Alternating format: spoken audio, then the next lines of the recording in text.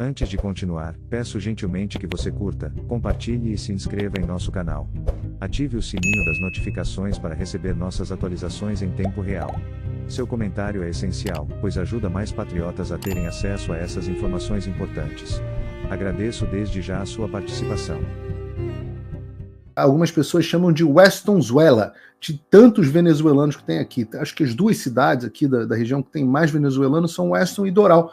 E é engraçado, aqui em Weston, 20% de uma cidade, que tem uns 80 mil habitantes aproximadamente, ou seja, bastante gente, é composta de venezuelanos. Né? A cidade é uma cidade de muitos venezuelanos.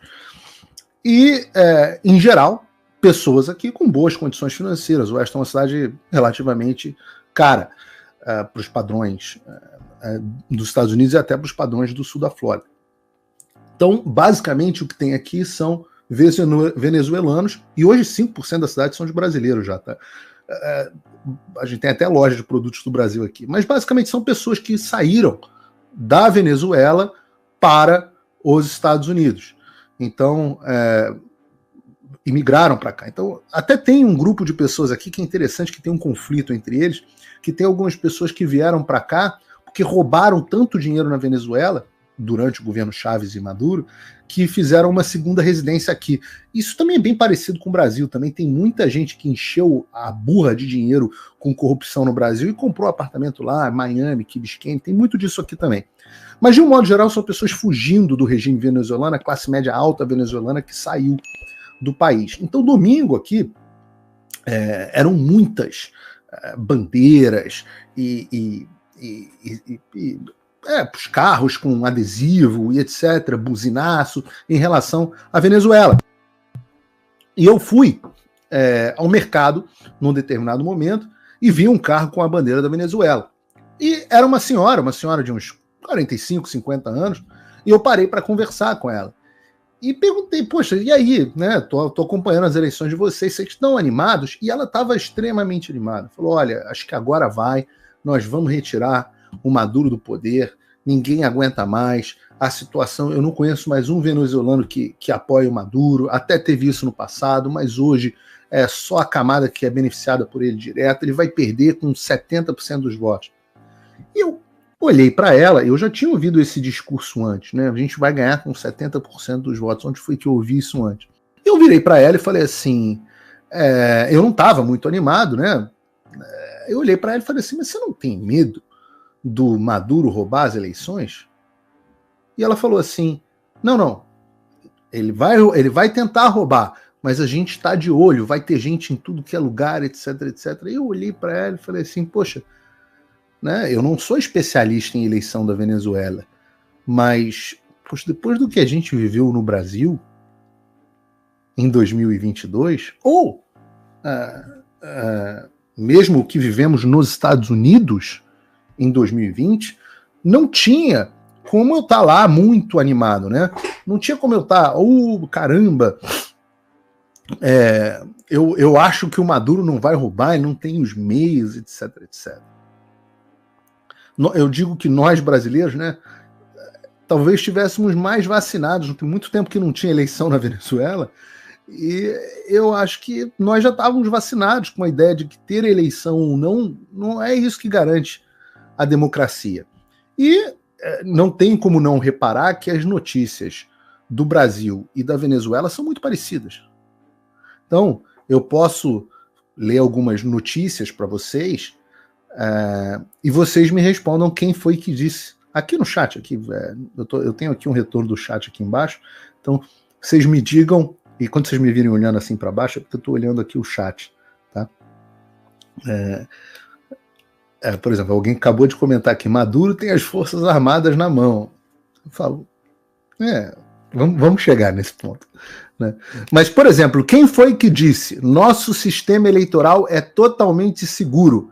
É um exemplo para os outros países. Essa frase é de Alexandre de Moraes ou é de Nicolás Maduro? Decidam, é dos dois, né? Aspas literais, o nosso sistema tem altíssimo nível de segurança e nossas eleições foram legítimas. Quem disse isso? Foi Nicolás Maduro ou foi Alexandre de Moraes em novembro de 2022? Né? Onde foi que o candidato da esquerda venceu a eleição com 51% dos votos? Né? Ou então, que tal essa? Autoridades abrem investigação contra candidato de oposição por fraude eleitoral. Essa notícia é do Brasil ou é da Venezuela? Afinal, quem no Brasil, né, no STF, no Brasil, por exemplo, o STF não só acusou a oposição, né, como o Alexandre multou em 22 milhões. Na Venezuela, no Brasil foi o Ministério Público, na Venezuela foi o Ministério, na Venezuela foi o Ministério Público, no Brasil foi o Supremo Tribunal Federal, mas é a mesma coisa. Aliás, o Ministério Público do Brasil também foi em cima, por exemplo, da Jovem Pan. Lembrem disso? Quem é o arqui-inimigo do Elon Musk? É o Alexandre de Moraes ou é o Nicolás Maduro? Aliás, essa eu tenho que ser honesto aqui, que o Alexandre de Moraes usou uma... O Alexandre de Moraes foi um pouco menos ridículo do que o Maduro na forma como ele se colocou. Os dois consideram o Elon Musk um arqui-inimigo, mas o Maduro foi muito ridículo, vale até a pena a gente colocar aqui o vídeo, Bruno. Virtual que la controla, nuestro nuevo archienemigo, Olha, el célebre Elon Musk, ele não consegue... que desesperado da la cara y él quisiera venirse con sus cohetes y con un ejército a invadir Venezuela. Archienemigo, Não, essa el parte eu quero de célebre novo. Elon Musk, Musk. que desesperado da la cara y él quisiera venirse con sus cohetes y con un ejército a invadir Venezuela. Elon Musk, menos mal que diste la cara, porque sabíamos que tú estabas detrás de todo, Elon Musk, con tu plata. Eu confesso que nem os caras da Globo News foram tão ridículos. Lembrem que teve gente na Globo News dizendo que o Elon Musk estava por trás da articulação da direita internacional. Essa frase dita pelo Maduro foi dita quase que literalmente pela Globo News. A parte é que ninguém teve a coragem de ser tão ridículo a ponto de dizer que o Elon Musk ia invadir o Brasil com o seu exército e os seus foguetes. Mas toda essa parte da articulação internacional, isso foi dito igualzinho pela esquerda. Con tu satélite. Pretende él controlar al mundo. Ya controla Argentina, Elon Musk. Va por el litio de ustedes, pueblo argentino. Ya controla Ecuador. Es la representación de la ideología fascista en el mundo. El poder econômico respaldando a ideologia fascista de extrema direita. Ideologia fascista de extrema direita. Vocês ouviram já esse termo em algum lugar, não? Ideologia fascista de extrema direita? E agora, então, lo tenemos como archienemigo de la paz de Venezuela. Hoy sacó un ex. ¿Ustedes no lo vieron? Da vergüenza. Lo voy a decir porque da vergüenza. É o Elon Musk que tem que ficar envergonhado. Un Twitter, que llamábamos antes, con unas imágenes de una gente llevándose unas cosas, unas cajas. Y resulta que era un video de por ahí, de una gente llevándose unos aires acondicionados. Entonces él dijo, la prueba contra Maduro que se robó las elecciones, las cajas que se están robando el CNE. Elon Musk, estás desesperado. Te fuiste de boca, Elon Musk. Contrólate, que te van a llevar al fracaso, igual que esta derecha llevó al fracaso a todos los políticos estadounidenses. Elon Musk, quien se mete conmigo, se seca. Quien se mete con Venezuela, se seca. Elon Musk. ¿Quieres pelear? Ó, Elon Musk tá se cagando agora da Venezuela. Mas eu volto a dizer, o discurso é exatamente o mesmo discurso. O discurso contra o fascismo da extrema-direita, o discurso do Elon Musk está por trás dessa rede.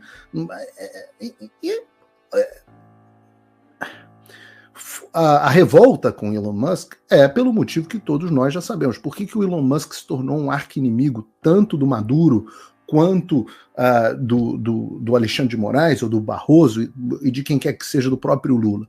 Porque o X resolveu romper o acordo que existia desde as eleições americanas de 2020 de censura. Então nós tivemos a oportunidade, por exemplo, em casos recentes, né, tanto no caso do atentado ao Donald Trump, quanto agora nas eleições da Venezuela, de ver o que está acontecendo. E a gente está vendo que o bicho está pegando na Venezuela. A população, graças ao X, né, a população tá puta nas calças. Né? Parece que, sei lá, eles foram, não sei se soa familiar para vocês no Brasil, né, pra gente no Brasil, que parece que a população foi às ruas protestar e cometeu até atos de vandalismo. Bota o vídeo aí, Pedro.